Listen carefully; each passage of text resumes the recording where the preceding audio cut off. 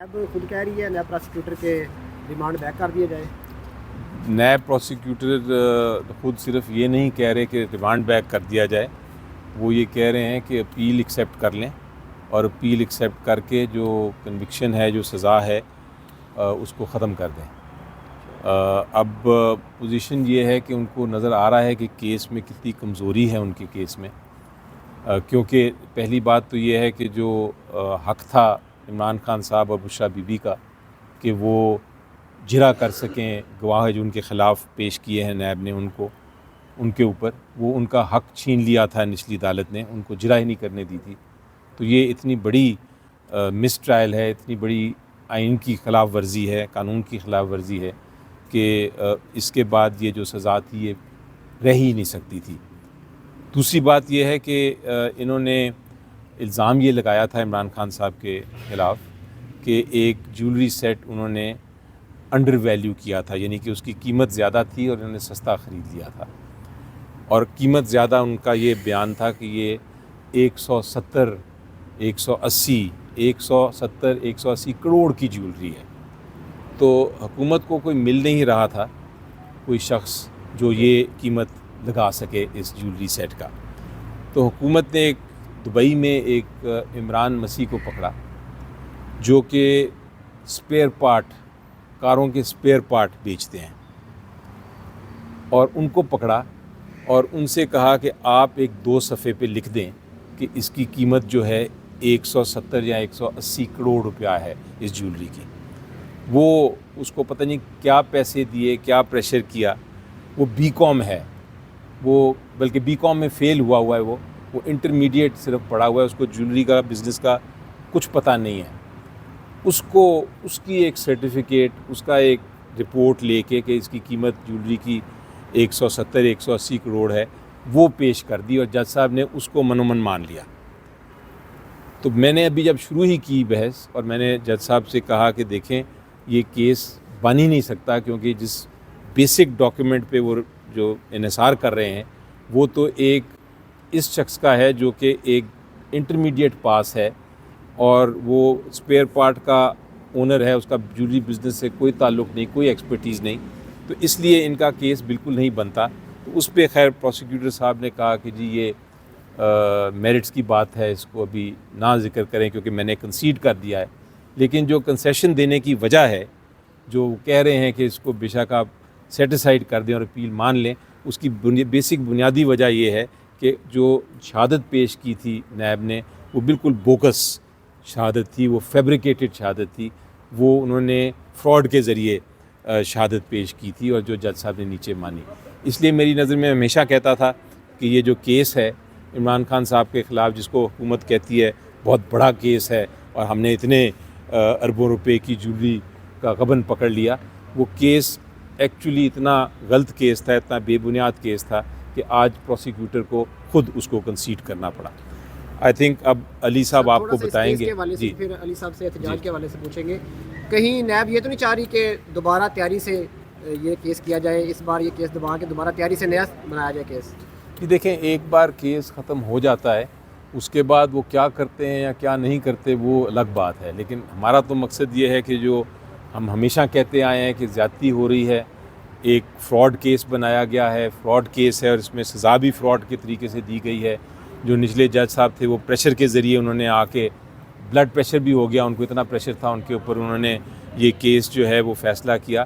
تو ہمارا یہ موقف جو ہے وہ قوم کے سامنے ہم سرخرو ہو جائیں گے. سر اگر توشہ خانہ کیس جو 1 ہے یہ اڑتا ہے تو توشہ خانہ 2 کی کیا حیثیت رہ جائے گی؟ توشہ خانہ 2 کی بھی بالکل یہی کیس بنایا ہوا ہے انہوں نے، صرف گفٹ کو مختلف کر دیا. تو وہ بھی پھر اسی طرح بے بنیاد کیس ہے اور اس میں عمران خان صاحب کی جو بیل پینڈنگ ہے وہ اس میں عمران خان صاحب کو پھر بیل کے باہر آنا چاہیے. اور وہی کیس ایک رہ گیا ہے جس میں بیل نے کنفرم ہونا ہے. ایک بار وہ بیل کنفرم ہو جاتی ہے تو عمران خان صاحب باہر آ جائیں گے انشاءاللہ. بریت تھی، اس کے حوالے سے کہا یہ جا رہا تھا کہ شاید فیصلہ بریت کا آئے گا، لیکن اینڈ ٹائم پہ فیصلہ تبدیل ہوا یا واقعی فیصلہ یہ آنا تھا؟ کیونکہ ٹائم بھی پچھلی بار بھی سنانا تھا، فیصلہ نہیں سنایا گیا.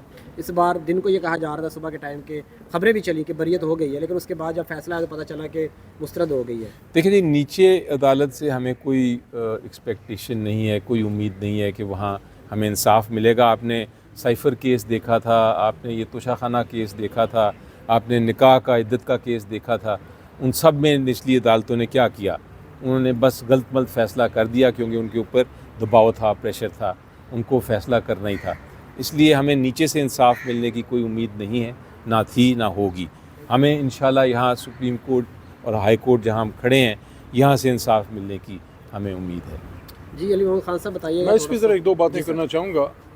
بسم اللہ الرحمن الرحیم. اللہم صلی علی محمد و علی آل محمد. آپ سب کا بہت شکریہ, ہمارے دوست جو یہاں آپ کھڑے ہیں, خاص کر علی ظفر صاحب کا, اور ہمارے جتنے اور سینئر وکلاء, عمران خان صاحب کا یہ جو کیس, مختلف کیسز پچھلے سال ڈیڑھ سال میں جو لڑے ہیں, علی ظفر صاحب ہیں, سلمان راجہ صاحب ہیں, یا سلمان صفدر صاحب, اور ان کے ساتھ اور جو ہمارے لیڈ کاؤنسلز ہیں عثمان صاحب ہیں.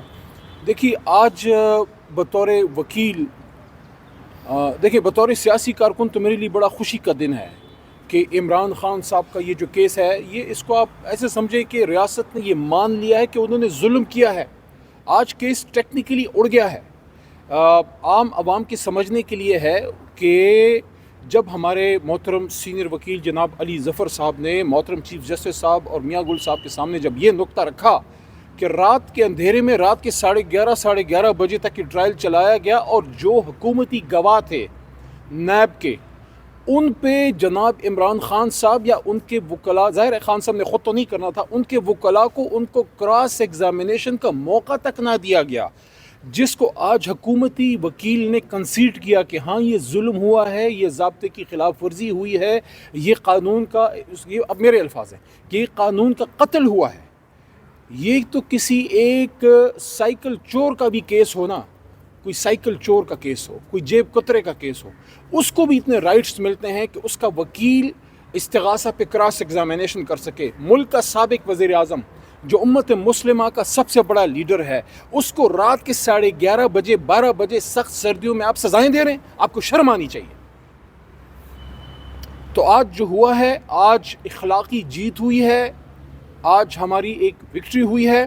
اور میرٹس پہ دیکھیں, اس بات کو سمجھیے, میرٹس کا مطلب یہ ہے کہ کیس میں کوئی سقم ہے, ثبوت نہیں ہے, کم ہے, اس پہ فیصلہ ہو جائے. آج تو اس سے بڑا کام ہوا ہے کہ پروسیجر میں اتنا بڑا لکیونہ ہے کہ رات کے اندھیرے میں وہ جو دوسری جنگ عظیم کے بعد نیورنبرگ ٹرائل ہوتے تھے نا, اس سے بھی کوئی آگے کی چیز ہے کہ ایک ملک ہے, ایک آزاد ملک ہے, اس میں آزاد عدلیہ ہے, اس میں برائے نام انسانی آزادیاں ہیں, اس میں کوئی کچھ نہ کچھ آئین موجود ہے. اس میں آپ سابق وزیر اعظم کو رات کے اندھیرے میں اپنے لوگوں سے کاٹ کے, بلکہ اس میں تو ایسے بھی علی ظفر صاحب مواقع آئے کہ ہمارے وکلاء کو وہاں پیش بھی نہیں ہونے دیا گیا, اور ان کو باہر رکھ کے, اندر اجازت نہیں ہوتی تھی, اور سرکاری لوگوں کو بلا کے ان کے بہاف پہ وہاں کارروائی چلائی جاتی تھی. تو آج اصل میں میرٹس پہ ڈیسائیڈ ہونے سے بڑا کام یہ ہوا ہے کہ حکومتی وکیل کون ہے, اس کی کیا حیثیت ہے, اس کے پیچھے حکومت ہے اور اس کے پیچھے ان کے ہینڈلرز ہیں, ان سب کو آج اپنے گریبان میں جھانکنا چاہیے کہ آج آپ لوگوں نے اس بہت بڑی عدالت میں یہ مانا کہ ہم نے ظلم کیا. ہم نے عمران خان کے وکیل کو اپنے گواہ جو تھے, حکومتی گواہ جو فیک گواہ تھے, جو 2 نمبر گواہ تھے, ان پہ کراس ایگزامینیشن کا موقع نہیں دیا, اور کیس آپ کا ہوا میں اڑ گیا. بطور وکیل میرے لیے شرم کا مقام ہے کہ میری حکومت, میری ریاست ایسے بھی کر سکتی ہے. عام آدمی کے ساتھ کیا ہوگا جو سابق وزیر اعظم کے ساتھ یہ ہوا ہے. لیکن بہرحال اب انشاءاللہ ہم آگے بڑھیں گے, اور جتنے حکومتی کیسز ہیں آپ نے سب کو دیکھ لیا. اسی عدالت میں ان سب کا پوسٹ مارٹم ہوا ہے, اور اسی عدالت میں ان سب کو زمین دوز کر کے دفن کیا گیا ہے قانون کی طاقت سے, اللہ کے حکم سے. سائفر کیس کہاں ہے آج؟ کہاں ہے آج سائفر کیس؟ سائفر کیس جب ختم ہوا تو میں نے یہاں ایک بات کی تھی کہ سائفر کیس تو اڑ گیا.